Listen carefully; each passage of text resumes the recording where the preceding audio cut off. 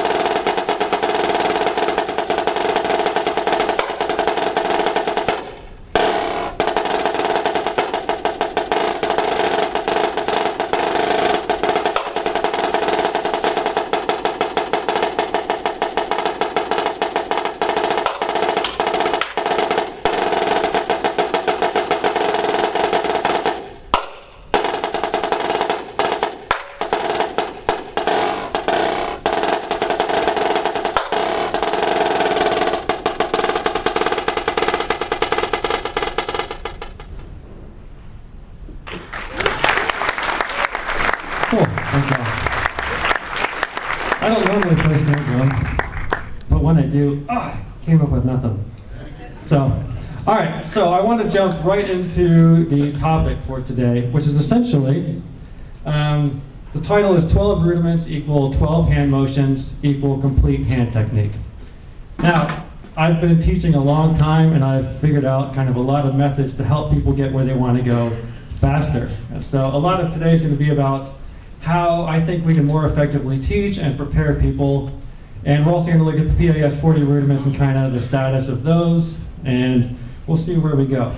So I've narrowed it down to about 12 rudiments, where if you know these 12 rudiments and you can play them at all speeds, then your hands will be able to play anything and everything else under the sun with absolutely no problems.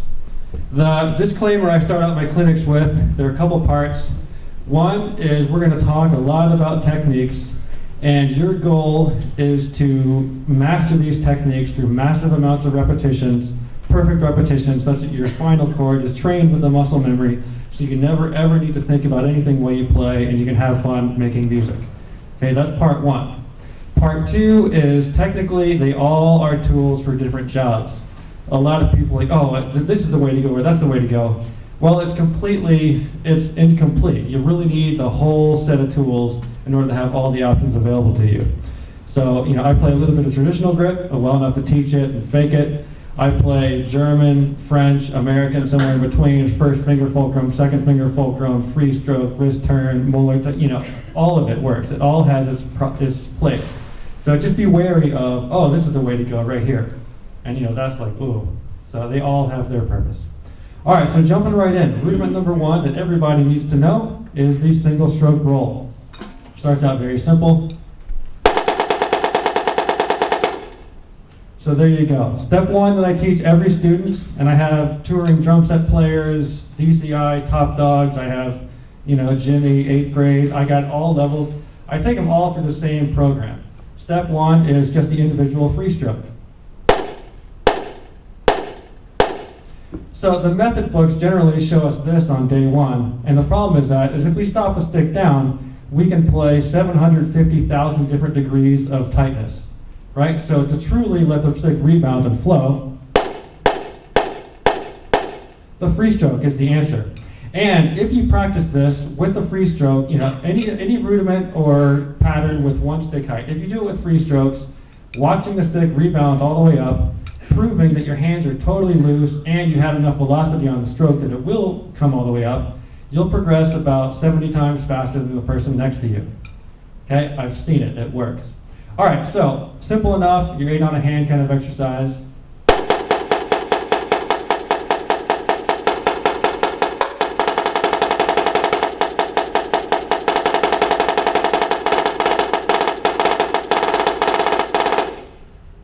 There you go. So every amount of single stroke is going to come out of that. So everybody, I think, needs to know that, and that'll prepare them for a lot of stuff. Now, rudiment number 2, the double stroke roll. This is another one that people love to oversimplify, and I could probably do a 50-minute clinic on just a double stroke roll. Okay? Rewind. The hand motion, to define the hand motion, it's successive, legato, free stroke, full stroke, whatever you want to call it. That's a single stroke roll hand motion. Okay, now to the double stroke roll. This one actually has kind of 2 hand motions built in, so I'm going to cheat a little bit. The first one is just 2 free strokes on a hand. Okay, if you want good double beat quality, good roll quality, good finger control, which is what it is, practicing the free stroke will get you developed infinitely faster than just starting and stopping, and who knows what happens with your doubles. So we all have the double beat. We all have a million exercises for that. Now, that's the sort of slow to medium tempo. The other hand motion that's going to come out of that is the fast tempos technique. So a lot of people come to me with just pain and tendonitis and problems because they're trying to use their wrist, they're asking too much of their body. Incidentally, I don't believe in tendonitis and carpal tunnel and all these injuries. If you ask me, anytime I see an injury, every time I watch the person play and say, oh, it's because of, boom. You're using the wrong part of your body, so you're stressing out something. There's another tool that you should use in order to do that. And suddenly, oh, it's easy, okay? So this is basically the forearm pumping motion for fast rolls. You'd be asking way too much of the wrist to try to do that. Now, this is kind of cool. I figured out a trick to teach this, because to many people it's totally foreign. If you hold the stick about 4 inches from the top and squeeze it so you stick it against the bottom of your forearm and your palm is not on it, suddenly you're in this odd position. And if you go about 120, which sounds ridiculous, but that is the hand motion. So if you do that, rep it for a while, and then you move your stick, it works. So that one definitely works. The middle tempo is the really hard one. That's what I call the alley-oop technique, where it's a wrist-finger combo. So essentially the first stroke is a bigger, higher, slower stroke, mainly from the wrist. The second stroke is a faster stroke, mainly from the fingers, played at the lower stick height. But the speed of the stroke is what makes things balance, and that determines your volume. So as you can see, the second strokes are lower. So here's a double stroke roll, slow, fast, slow, and you can kind of see the progression from one technique to the next. And I'll try to sort of do a little bit of the quicker version here.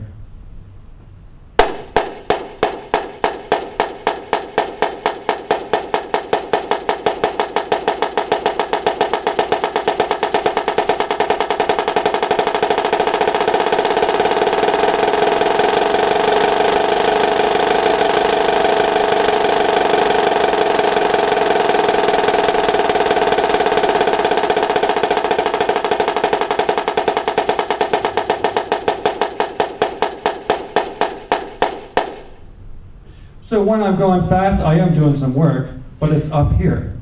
It's this,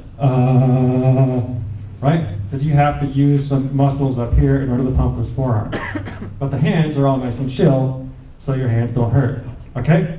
Now, that's the double stroke roll. Rudiment number 3 is the triple stroke roll.